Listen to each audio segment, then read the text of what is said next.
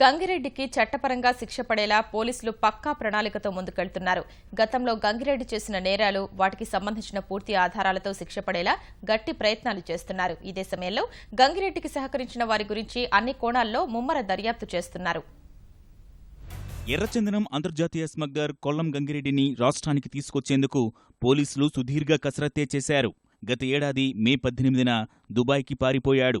చంద్రబాబు ప్రభుత్వం అధికారంలోకి వచ్చిన తర్వాత గంగిరెడ్డిపై దృష్టి సారించారు. ఈ ఏడాది ఫిబ్రవరి 22న ఇంటర్పోల్ రెడ్ కార్నర్ నోటీసు ఆధారంగా మారిషస్ పోలీసులు గంగిరెడ్డిని అరెస్ట్ చేశారు. అప్పటి నుంచి గంగిరెడ్డిని రాష్ట్రానికి తీసుకొచ్చేందుకు పోలీసులు విశ్వప్రయత్నం చేశారు. డీజీపీ రాముడు, సిఐడి అధినేత ద్వారకా తిరుమలరావు దీనిపై ప్రత్యేక శ్రద్ధ కనబరిచారు. గంగిరెడ్డిని ఇక్కడికి రప్పించేందుకు భారత విదేశాంగ శాఖ, సిబిఐ, ఇంటర్పోల్, మారిషస్లో భారత రాయబారి, ఆ దేశ న్యాయశాఖల సహకారం తీసుకున్నారు. వాస్తవానికి భారత్, మారిషస్ మధ్య నేరగాళ్ల అప్పగింత ఒప్పందం లేదు. న్యాయపరంగా గంగిరెడ్డిని తీసుకొచ్చేందుకు ప్రయత్నించారు. ఆ దేశ న్యాయస్థానంలో పిటిషన్ దాఖలు చేశారు. కేసు వాయిదాలు పడుతూ వస్తుండటం వల్ల రాష్ట్ర పోలీసులు ఇతర మార్గాలపై దృష్టి సారించారు.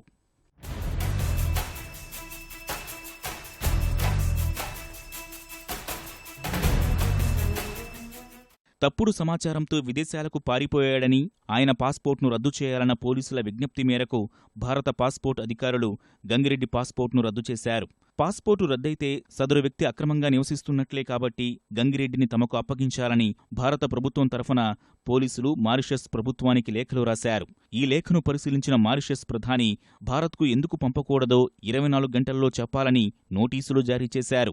ఇచ్చిన సమయంలోపు సమాధానం చెప్పకపోవడంతో గంగిరెడ్డిని తమ దేశం నుంచి బహిష్కరించే డిపోర్టేషన్ లేఖపై సంతకం చేశారు. మారిషస్ చట్టాల ప్రకారం ఈ లేఖపై న్యాయస్థానాన్ని ఆశ్రయించే అవకాశం గంగిరెడ్డికి ఉంది. ఆదివారం సెలవు కావడంతో న్యాయస్థానానికి వెళ్లే అవకాశం లేకుండా పోయింది.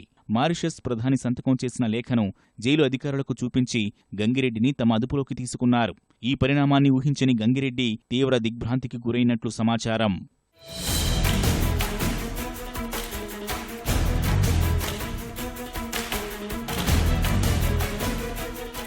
ఆదివారం గంగిరెడ్డిని రాష్ట్రానికి తీసుకొచ్చిన పోలీసులు తదుపరి చర్యలపై దృష్టి సారించారు.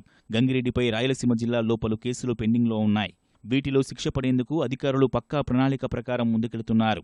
అసలు ఇంతకాలం మారిషస్లో ఉన్న ఆయనకు సహకరించిందెవరు? మారిషస్ న్యాయస్థానంలో తన వాదనలు వినిపించేందుకు నిధులు ఎలా సమకూర్చుకున్నారనే అన్న కోణంలో సిఐడి పోలీసులు విచారణ చేయనున్నారు.